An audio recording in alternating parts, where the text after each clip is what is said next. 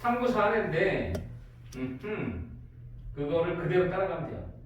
에이크만의 각기병 연구에 이용된 연역적 탐구에서 이 사람이 생각한 게 뭐냐면 그냥 그대로예요. 각기병의 원인 띠용 각기병의 원인이 뭐지? 그러자 혹시 비타민 부족이긴 한데 이 사람의 가설에서는 문제의식을 뭐라고 했냐면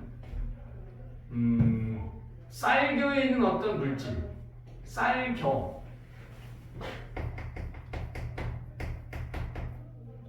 쌀겨에 있는 물질? 이건가? 그것 때문인가? 그게 없으면은 각기병 걸리고 아니면 괜찮은 건가? 이렇게 이제 한 거죠. 쉽게 얘기해서 어떤 특정 물질을 잘 못 먹으면 영양결핍이 오니까 그래서 각기병이 생긴 거 아닐까라고 생각한 거죠. 그래서 어떻게 나눴냐면 현미에는 현미가 원래 쌀겨가 남아있고 일반 백미는 도정을 하기 때문에 그 까끌까끌한 쌀론에 해당되는 부분이 없거든. 그래서 두 개를 해본 거죠. 백미, 현미 집단을 나눠서 비교했죠. 그래서 각기병 발병 여부 이런 식으로 표를 만들어 볼 수 있겠죠? 자, 처음에 가설에서 요 쌀룬에 있는 물질이 각기병을 안 일으킨다라고 생각한 거죠. 그러면 백미는 또 현미는 어떤 거냐라고 할 때 여기서 주의할 점. 자, 여러분.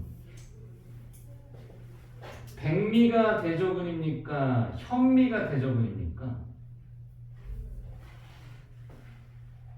어떻게 봐야 됩니까? 여기서는 백미를 대조군이라고 얘기하고 있어요. 그러면 이거는 실험을 이렇게 이해한 거예요. 각기병이 일어난 거는 백미를 먹었기 때문이고 어떤 닭들은 각기병이 안 걸렸는데 걔네들은 현미를 먹어서 안 걸렸으니까 가설을 세울 때 아무것도 안 먹인 쥐란다. 안 먹인 닭을 대조군으로 본 거야. 그래서 각기병 안 걸리게 할 방법을 찾아보자. 쌀겨가 있는 쌀이 뭐지? 하다가 현미 먹여보자 이렇게 한 거죠. 그럼 얘가 실험군이에요. 그럼 이게 무슨 소리냐면 백미는 자연 그대로의 상태라고 볼 수 있고 이거는 일종의 조작을 한 상태라고 볼 수 있는 거예요. 여기서 자연 그대로의 상태를 대조군으로 두었을 때 그러면 백미가 대조군으로 됐고 얘는 실험군이니까 각기병의 발병 여부에서 이건 발생했고 얘는 안 했을 것이다. 실제로 안 했죠. 결과니까. 그러면 자신의 말이 사실이 되는 거지.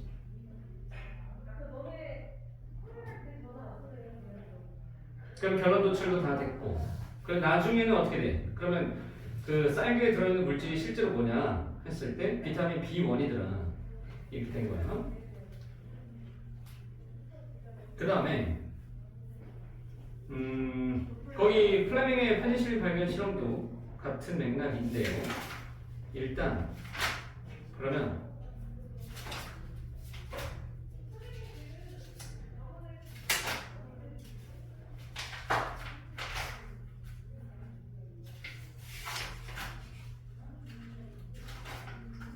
이거를 한번 여러분 이걸 한번 보세요.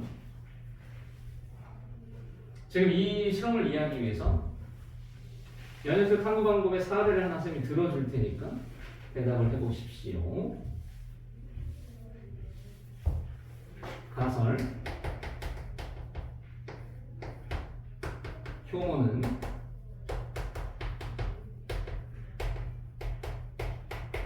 포도당으로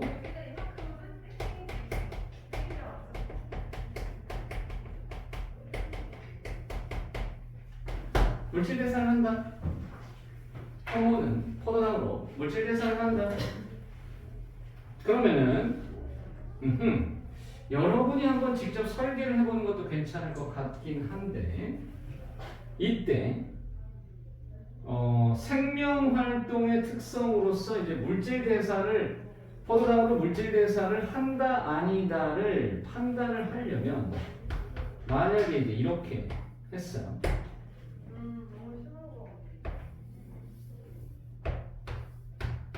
효모에다가 식염수를 넣고 그리고 여기다가 온도계 그리고 여기서 이렇게 관을 빼서 석회수 A B는 똑같은 그림 똑같은 관 똑같은 석회수 이번엔 효모 포도당 온도계 석회수 오케이 자 이제 여러분 다 찾아보세요. 독립변이 뭘까요? 여기서 독립변 얘기하기 좀 어렵나요? 그러면은 조작변이 뭘까요? 자, 이 실험을 통해서 우리가 찾아야 될 것 첫 번째 조작변이요. 두 번째 통제변이요. 세 번째 대조분은 누구예요? 이게 이제 논란의 여지가 많은 것들이에요. 시험에서도 실제로 대조분이 누구냐에 대해서 학교 선생님들마다 자신만의 기준을 들이댈 때가 있으나 보통은 학교 선생님 얘기를 잘 들어야 됩니다. 자, 이 경우에는 아무것도 처리하지 않은 것으로 보여지는 A를 대조분으로 두는 게 맞고 조작변이 누구예요? 뭐예요? 다른 것만 찾으면 돼요. 아니, 정확하게 얘기하는 거죠. 식염수예요? 포도당이에요? 뭐라고 얘기합니까? 아까 내가 뭐라고 했어요? 조작변이는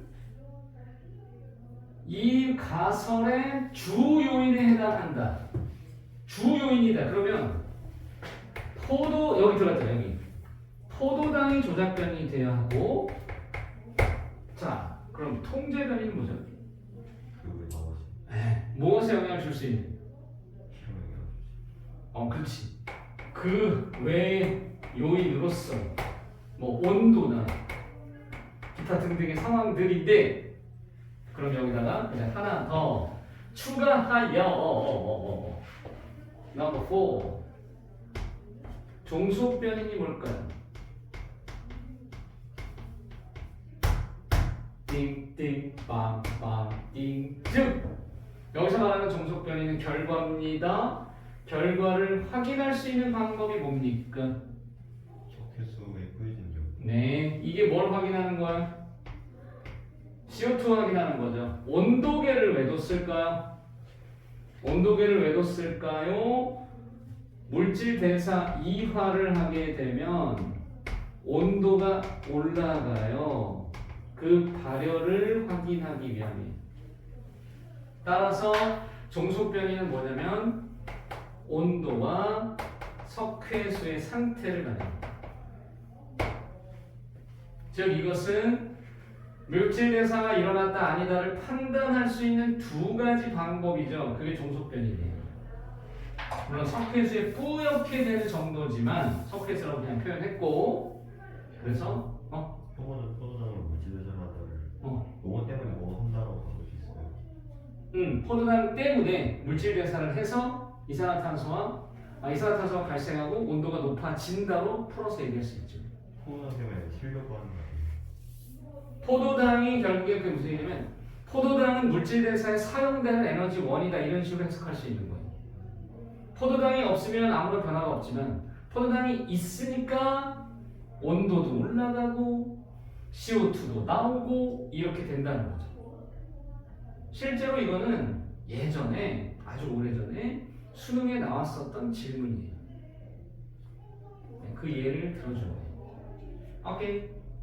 되겠어요? 뭔 말인지? 감이 좀 와요? 아직이요? 예를 들어서 뭐 까마귀는 까맣다라는 가설을 세우고 그거를 증명하기 위해서 모든 까마귀를 다 보면 되겠죠. 근데 까마귀는 까맣다라는 가설을 세우면 그건 연역적이에요 아니면 귀납적이에요? 그거는 까마귀가 까맣다라고 하는 건 관찰에 의해서 나타난 일반적 사실에 해당하잖아. 그러면은 그거는 그 일반적 사실로도 어떤 특수한 상황을 검증하려고 하는 거거든. 근데 더 이상 검증할 내용이 없잖아. 왜냐면 까마귀는 까맣다라고 하는 것의 예외적 상황이 뭐겠냐 또는 특수한 상황이 뭐겠냐 할 때 아니 까맣지 않은 까마귀가 있을 거다라든가 아니면 까마귀가 까만 이유는 이런 것 때문이다라거나 이래야 되는데 그거는 과학적 가설의 가치가 성립하지 않는 거예요. 그렇게 하면 안 된다는 거죠. 원인과 결과가 드러난 게 아니기 때문에 가설로서의 가치가 없는 거예요. 네, 그렇습니다. 그러면은 연역적 탐구방법 같은 경우에는 그 실험을 하는 대상의 정보가 비추적인 정보가 있는 상태에서 그것을 세울 수 있으니까 그래서 그거를 전제 조건이라고 해요. 맨 처음에는 무조건 귀납적 탐구방법밖에 못하겠네요. 이 가설을 세우고 하는 연역적 탐구 광고에서는 실험을 하기 전에 반드시 있어야 할 요소가 뭐냐? 실험을 설계하기 전에 필요한 요소는 바로 무언가를 알고 있어야 돼요. 이게 필요해요. 근데 이게 그럼 뭔데요? 아까 여러분 연역적 탐구 광고에서 일반적인 사실이잖아요. 그러니까 이미 검증된 사실로부터 특수한 사례나 관련된 사실을 입증하려고 하는 거예요. 이해하겠어요? 그러니까 그 전제 조건을 만약에 여기서 찾는다면 여러분 이때 전제 조건이 뭘까요? 물질대사랑 CO2가 그렇지. 이 문제에서 전제 조건이 그것까지 물어보면 대박이지. 이 문제에서 전제 조건은 이걸 너 어떻게 알고 있었냐는 거야. 물질 대사 중에서 효모가 하는 물질 대사가 원래 세포 호흡인데 그 이단의 주제인데 그거를 하니까 CO2가 발생한다는 사실을 만약에 몰랐어 봐. 어떻게 이런 실험을 설계할 수가 있겠어? 온도계를 왜 꽂았어? 이어가는 거죠. 물질 대사하면 열이 난다는 걸 알았기 때문이잖아. 그런 걸 전제 조건이라고 부른다는 거야. 이해하겠어요? 아하. 이해요? 질문 있나요? 됐어요? 그런 포도당을 물질대사 응? 저렇게 실제로 이게 수능에 나왔었던 문장 자체가 이거였어. 효모가 물질대사를 한다 가설을 적어도 돼요? 효모가 물질대사를 한다를 가정으로 하고 아니 그거는 안 되고 왜냐면 여기서 봐봐 이 문제가 완전히 제대로 성립하려면 조작변이 뭐였어? 포도당이었잖아. 네. 그럼 가설에 포도당이 들어가야 돼. 들어갔잖아. 아니 그리고 포도당도 하고 그 다음에 광합성도 시켜가지고 네, 하나만 해야 돼. 실험을 두 가지를 동시에 하면 안 되고 한 가지지. 논문이나 이런 실험은 아주 단순해. 한 가지만 딱 해가지고 내 말 맞지? 한 줄 딱, 끝, 딱 이렇게 하는 거야. 꽤 간단해. 실험은 복잡한 거 하면 안 돼. 한꺼번에 여러 개 하는 문제가 있어. EBS나 이런 데 보면 표를 막 주고 가나다라 마바 그래가지고 여기도 뭐 A, B, C, D, E, F, G 이거 서로 다르게 해가지고 결과 짜자작 그럼 여기서 비교 가능한 게 뭐냐 이런 식으로 문제를 내거든. 그때 여러분이 찾을 때도 뭐냐면 여러 개의 기준이 있으면 그 중에 하나만 택해가지고 해당 사항이 있는 것만 가지고 결론을 내리는 거야. 이것도 봐봐. 두 개 딱 비교지. 대조군과 실험군 비교 깔끔하다 이렇게 되죠. 수능엔 이런 게 나오는구나. 그러면 연습.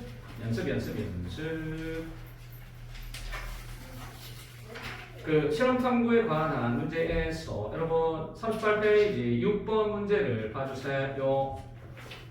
38페이지 6번 문제 어떻게 해야 되나요? 풀어봐요. 글쎄요. 괜찮아요? 좋아요.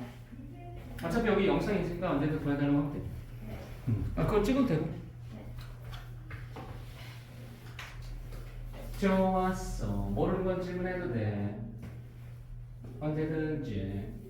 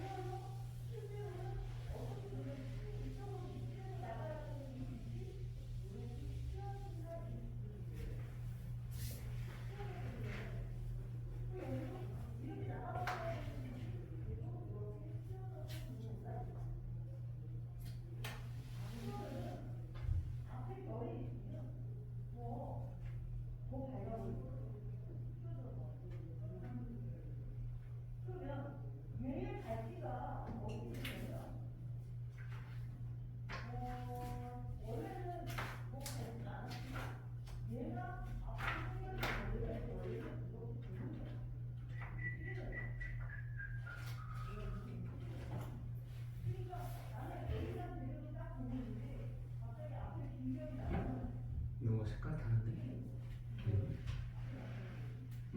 다 나와요? 답이 나와요?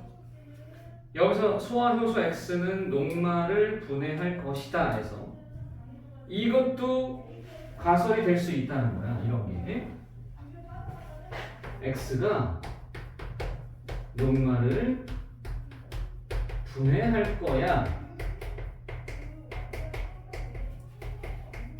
이런 게 왜 가설인가 의심스럽겠지만 처음에 X라는 물질이 있는데 그게 뭐 하는지 몰랐을 때는 얘의 역할을 설명해 준 거기 때문에 가설로서의 가치가 충분하죠. 그러면 거기에 이제 시험관 2의 차이를 보니까 첨가한 물질에 여기다가는 증류수를 넣었어요. 그리고 온도를 변수로 뒀습니다.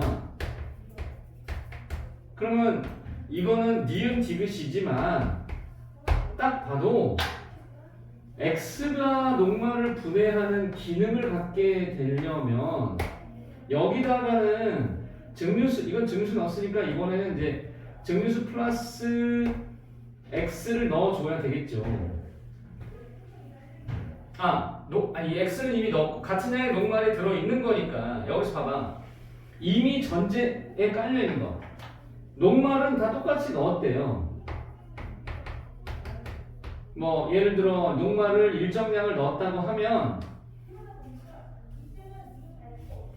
우리가 단위로 그냥 써보면은 녹말을 10%짜리를 만들었다. 여기 10%를 만들었다고 치면은 똑같이 한 거죠. 그리고 여기는 증류수만 넣고 여기는 X를 넣은 건데 사실은 이거 증류수 플러스 증류수고 이거는 증류수 플러스 X라고 생각하는 게 맞아요. 그 양까지도 똑같이 해주는 뭐 이런 게 필요한데 어쨌든 그냥 요것만 넣었다. 이걸 넣고 여기 안 넣었다. 이렇게 했을 때 얘네 두 개가 다 뭐냐면 통제 변인이고 요거는 조작 변인이에요. 그러면 시험관 1이 대조군이 되면서 기억은 그렇죠. 증류수 플러스 소함수 x가 돼야 되고 연역적 탐구함을 이용했죠. 온도는 변이 통제 대상으로서 니은과 디귿은 5도 정도로 나타난다. 자, 여기서 문제가 약간 조심스러운 이유는 뭐냐면 이 온도가 같아야 하는 거는 맞아요. 하지만 5도씨면 곤란해요. 너무 추워요. 거기까지 몰랐나요? 5도 정도로 같아야 한다는 그 말이 틀린 말이에요. 왜냐하면 일반적으로는 이 온도면 효소의 기능이 사라져 있는 때이기 때문에 따라서 어느 정도가 적합하냐면 36도나 체온에 가까운 온도 또는 뭐 25도나 뭐 이렇게 되는 게 바람직하지.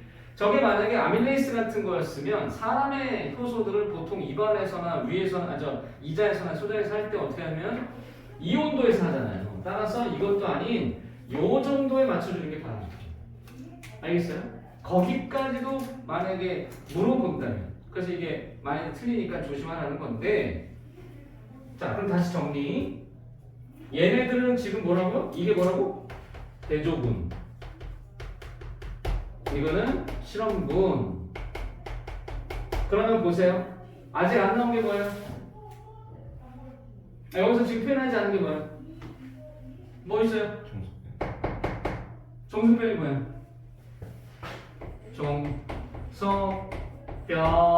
정석변인. 뭘 가지고 확인한다고 써있나요? 반응시킨다만 돼 있지 확인은 얘기를 아예 안 했네. 철수 이거 어설프다. 그래 여러분이 완결시켜줘요. 뭘로 확인하면 좋아요? 그거는 상식적인 건데 녹말이 분해되면 뭐가 생기죠? 혹시 알아요? 녹말이 분해되면 엿당이 되고 그게 더 분해되면 포도당도 되는 거라서 따라서 얘를 확인하겠죠. 또는 어려우면 이거를 모른다. 그렇다고 여러분이 그냥 내비두고 손 놓고 있을 때가 아니라 그냥 종속변이는 녹말 분해 산물이거나 자 봐봐 조금만 더 머리를 써볼래요? 분해 산물 뭔지는 몰라요. 근데 너네가 이거를 중딩 때 배웠어. 녹말 검출 시약이 뭐야? 모른다고? 김씨. 뭐라고? 김씨.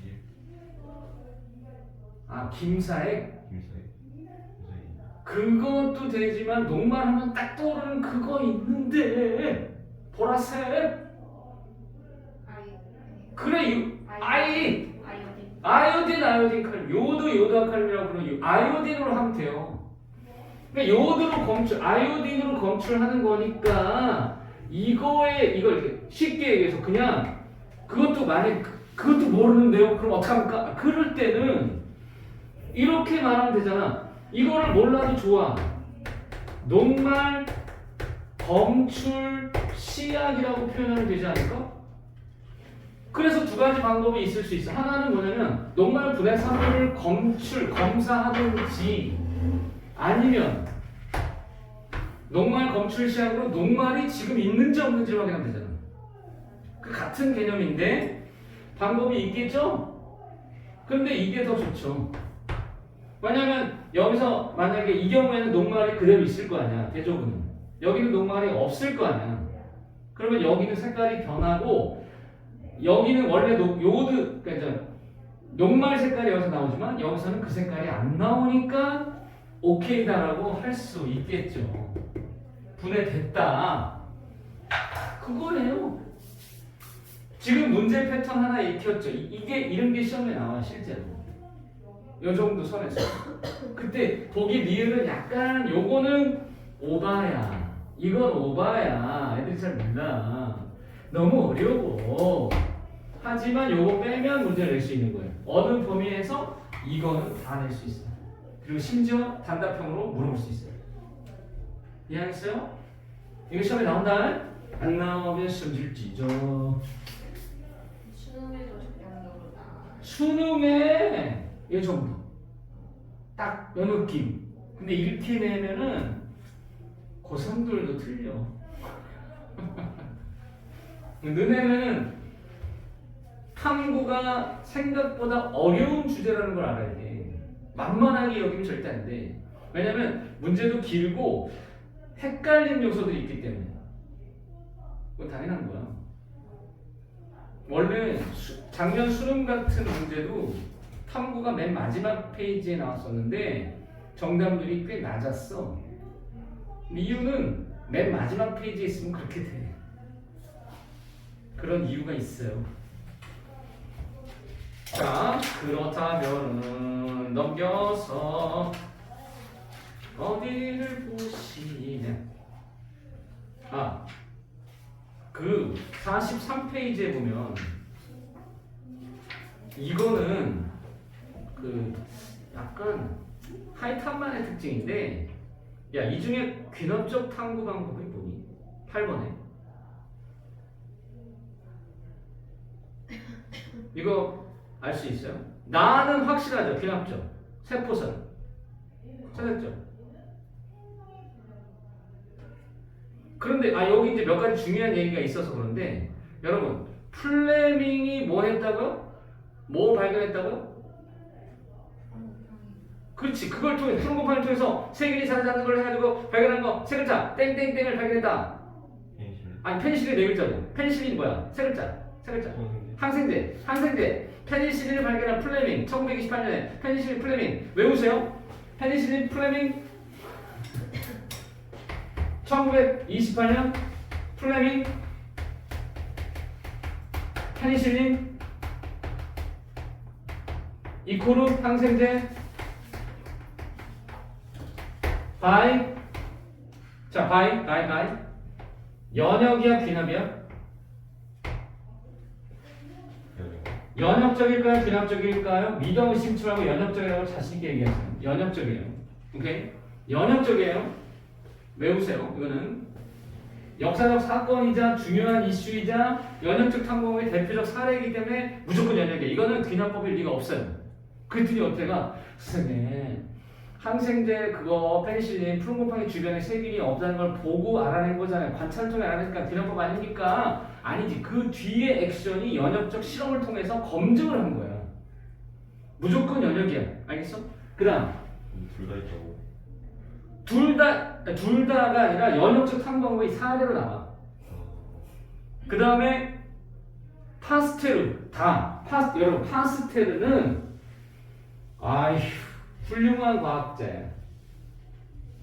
그러니까 파스테르 1819세기 후반 파스테르 무슨 실험을 했냐면 한젖병 백신 개발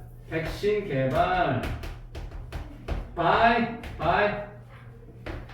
연역적 탐구 또는 연역적 실험.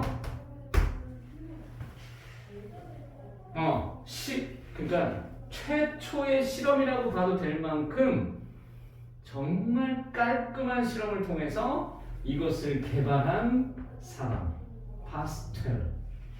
오케이. 연역적 탐구 방법의 대표적 사례가 되겠습니다.